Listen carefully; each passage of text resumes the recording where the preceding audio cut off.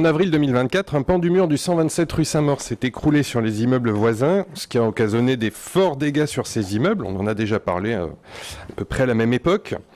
Donc cette question fait suite à des demandes des copropriétaires du 127 rue Saint-Maur, qui ont été, il faut le reconnaître, publiquement présentés à tort par la municipalité comme les grands fautifs de l'histoire, alors que ce sont aussi à premier lieu des victimes du sinistre.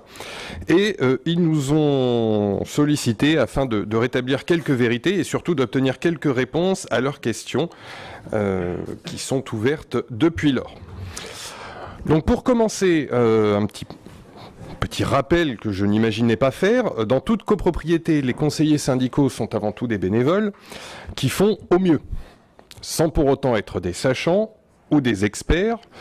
Je l'ai dit plusieurs fois, notamment lorsque je parle de l'Agence parisienne pour le climat, l'APC, qui accompagne, où là ce sont des experts qui accompagnent les néophytes que nous sommes. Donc les sujets de sol, de portance, de stabilité, c'est extrêmement technique, et ni les syndics professionnels, ni les conseils syndicaux, ni les propriétaires ne possèdent les connaissances de façon innée afin d'en appréhender tous les tenants et les aboutissants. La copropriété a suivi au mieux les injonctions des experts sans jamais les contester, y compris celles de la ville de Paris. Donc si tout le monde ne peut que déplorer le résultat, évidemment un immeuble qui s'effondre et qui emporte l'immeuble d'à côté, on ne peut que tous le déplorer. Il est assez injuste de traiter comme fautifs ceux qui ont toujours agi comme le demandaient des gens qui savent mieux qu'eux, des experts censés connaître leur métier. Donc un rappel des faits que le 127 rue Saint-Maur ait été sérieusement dégradé avant cela, c'est un fait. En revanche, il est faux de parler de défaut d'entretien, comme vous le faisiez vous-même d'ailleurs au conseil d'arrondissement, et je vous cite, les désordres viennent d'une copropriété dont le défaut d'entretien a conduit à cette situation et qui rejaillissent maintenant sur la copropriété voisine.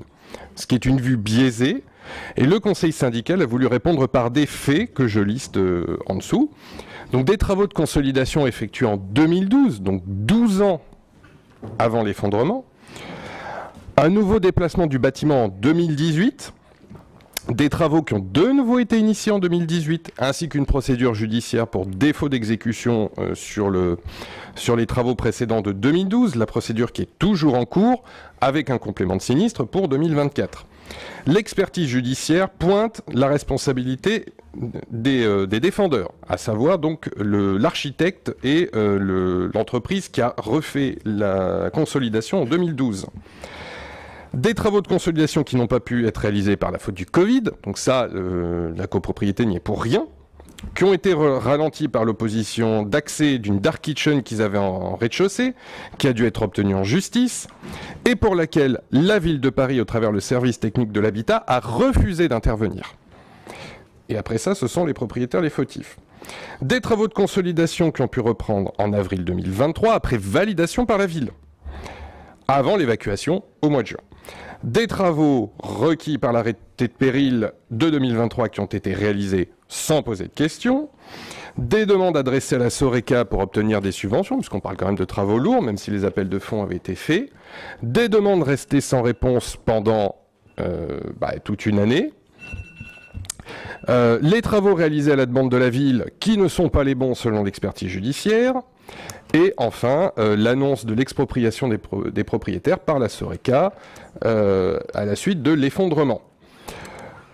Enfin, la mairie a demandé à prendre en charge les travaux d'urgence et maintenant on dit que la mairie a dû se substituer à eux parce que comme ils faisaient rien, il a fallu faire à leur place. Donc, ce qui est quand même assez intellectuellement bizarre. Sur la procédure d'expropriation ou d'acquisition publique selon les cas, selon les lots, les propriétaires regrettent l'absence de transparence des calculs de la Soreca. Donc en gros, la Soreca vous donne un chiffre et puis c'est tout. Il n'y a pas le calcul derrière, qui aboutissent à une valorisation très faible pour de petits propriétaires de leur unique lieu de résidence, qui resteront de fait lourdement endettés à la suite de l'opération et de l'indemnisation. Et par ailleurs, la Soreca veut reprendre les actifs et les passifs de la copropriété, ce qui est assez normal, sauf que dans ce cas-là, il y a quand même un litige en cours. Il y a quand même une incertitude, évidemment, puisque le litige est en cours, mais il y a quand même une expertise judiciaire qui, avant effondrement, a pointé la responsabilité de l'architecte et de la société contre laquelle la copropriété a porté plainte et mettait en avant une indemnisation de 800 000 €, avant effondrement. Donc, la Soreca reprend les actifs et passifs, mais elle ne reprend pas les actifs éventuels, ce qui comptablement est juste, moralement est un petit peu plus alambiqué. Donc certains propriétaires, et on en a parlé lors d'un conseil, ont accepté l'offre de la Soreca. On comprend, c'est humain de vouloir tourner la page, c'est un drame cet effondrement, on veut tourner la page et on repart. D'autres veulent aussi tourner la page, mais ne veulent pas la tourner n'importe comment, et c'est tout aussi humain. C'est pourquoi, en lien avec le conseil syndical, nous souhaitons obtenir plusieurs réponses. Donc, pourquoi le service technique de l'habitat n'est pas intervenu lors du blocage des travaux de 2022 pour en faciliter l'exécution, pour faciliter l'accès qui aurait pu consolider l'immeuble, qui ne se serait donc peut-être pas effondré. Pourquoi avoir attendu 2023 pour un arrêté de péril, alors qu'un arrêté de péril partiel aurait permis à nouveau d'avoir accès à cette partie et d'engager les travaux de consolidation 1 an plus tôt.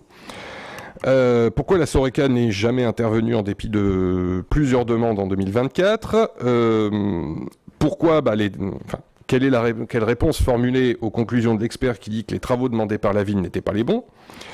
Le détail de la valorisation de la Soreca et comment la ville et la Soreca comptent-ils reverser aux anciens propriétaires, puisqu'ils en auront acquis la propriété, l'indemnisation qu'ils vont toucher pour une procédure qui a été engagée par les copropriétaires précédents. Parce que sinon, c'est un peu la double peine. Vous avez un effondrement, vous vous faites exproprier, et en plus, vous ne touchez pas ce qui vous serait normalement dû. Puisque Adrien a choisi le ton professoral, visiblement, il n'a pas bien révisé sa copie, puisque les refus d'intervention de la ville sont documentés, alors qu'on a appelé la ville à l'aide pour lever une situation de blocage. Ils sont documentés, ils sont là, sous mon nez. Je me ferai une joie de les lui envoyer. Les mauvais travaux, selon les expertises, les travaux commandés par la ville, c'est écrit. Je me ferai une joie de lui transmettre l'expertise. La demande, à nouveau, la ville a dû se substituer, comme elle est généreuse, aux copropriétaires. Non, elle a demandé à se substituer. Et ça, ce sont des échanges pareils avec les services qui sont là. Donc, je veux bien qu'on raconte n'importe quoi, mais on essaie d'être un minimum plus crédible et de ne pas avoir l'inverse qui est écrit. Par ailleurs, puisque j'ai été nominément cité à nouveau, je défends la propriété privée, mais effectivement avec ses limites. J'ai souvenir que nous avons voté votre vœu sur les DUP, donc voilà.